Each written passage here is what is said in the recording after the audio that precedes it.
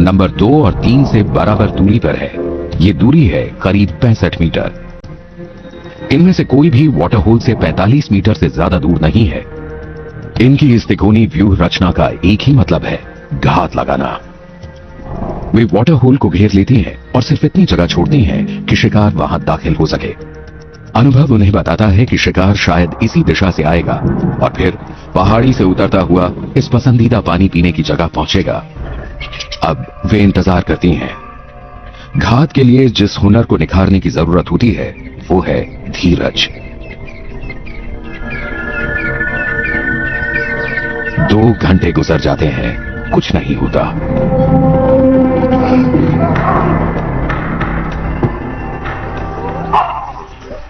तीन घंटे के बाद एक आहट।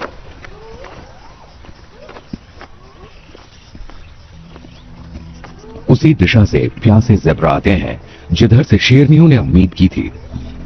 आगे बढ़ने से पहले वे जोखिम का जायजा लेते हैं।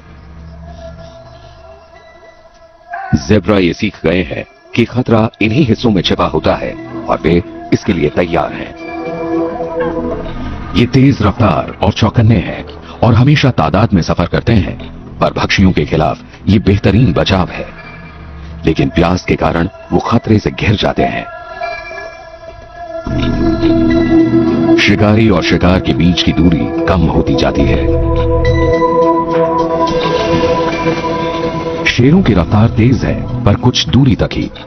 अगर वे अपने शिकार के बेहद करीब न पहुंच जाएं, तो शिकार उनसे आगे निकल सकता है। लेकिन अगर वो ज्यादा करीब हों, तो उनकी मौजूदगी का पता चल जाएगा।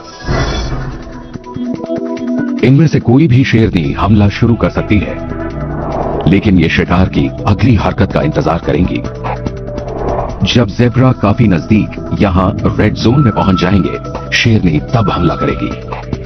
अगर शेरनी नंबर 1 हमले की अगुवाई करते हुए शिकार को पकड़ने में नाकाम होती है, तो शेरनी नंबर 2 और 3 तेजी से भागते शिकार का पीछा करने की बेहतरीन पोजीशन में हैं।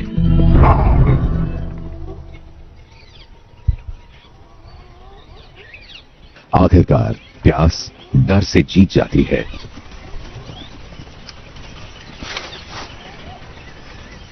सब कुछ योजना के अनुसार चल रहा है,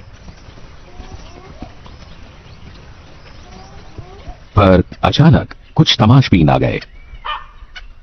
स्वैनसन स्परफाउल किसी खतरे का एहसास होते ही चिल्लाने लगती है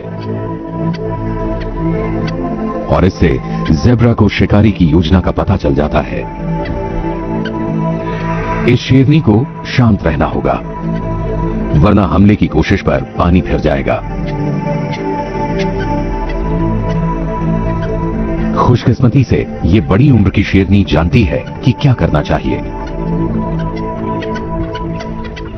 वो चुपचाप पड़ी रहकर उन्हें ये भरोसा दिला देती है कि कोई खतरा नहीं है और इस तरह शिकार की कोशिश जारी रहती है।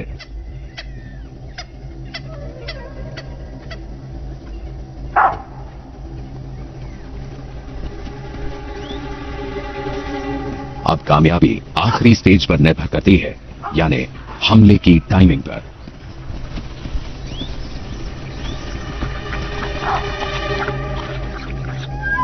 तो सही वक्त का पता कैसे चले, इस बारे में कोई यकीन से नहीं कह सकता। इसके लिए जरूरत पड़ती है एक ऐसी चीज की जिसे न कोई जान सकता है न नाप सकता है, अनुभव।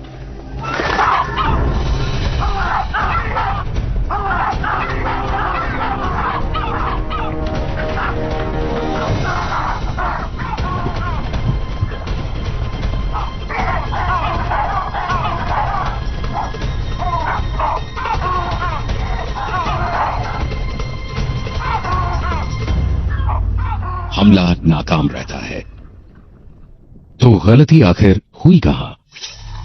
इन शेरनियों को शिकार के इस महत्वपूर्ण चरण तक पहुंचने में 5 घंटे लग गए, लेकिन इस नतीजे पर पहुंचने में योगदान रहा लाखों साल की विकास प्रक्रिया का।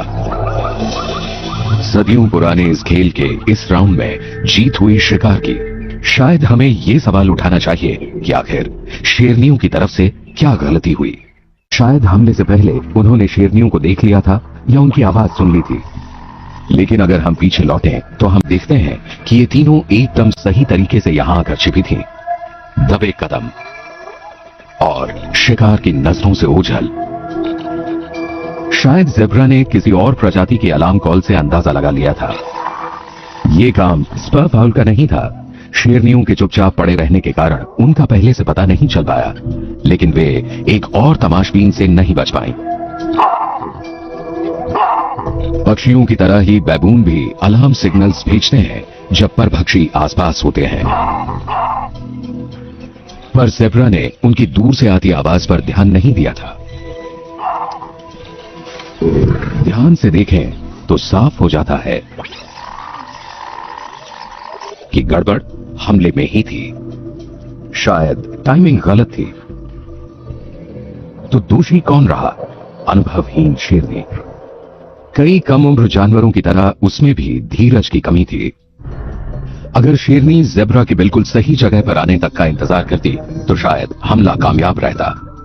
पीछे हटता झुंड वाटर होल के कारण जा नहीं पाता और दूसरे शिकारी उसका रास्ता रोक लेते, लेकिन अनुभवहीन शेरनी अचानक कूद पड़ी, जिससे ज़ेब्रा डरकर पहाड़ी पर चढ़कर भाग गया। झुंड में शिकार करने का नुकसान यह है कि आप बस उतने ही बढ़िया हैं जितनी आपके झुंड की सबसे कमजोर कड़ी।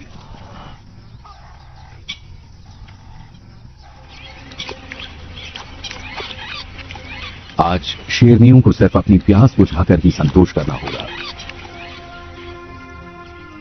पर शेरनियों ने आज अपना कीमती वक्त बर्बाद नहीं किया। कम उम्र बच्चों को और इस तरह पूरे झुंड को ही इससे शानदार ट्रेनिंग हासिल हुई। हार कर सीखने से बेहतर कुछ नहीं। इन नाकामियों के बावजूद शेरों को शायद ये समझ आ गया है कि झुंड में शिकार करने के फायदे ज्यादा हैं, नुकसान कम। समूह में शिकार करने और शिकार को मारने की हर 3 में से 1 कोशिश कामयाब रहती है, जबकि अकेले शिकार किया जाए तो यह अनुपात 5 में से 1 का रहता है। लेकिन अकेले शिकार करने के भी अपने फायदे हैं।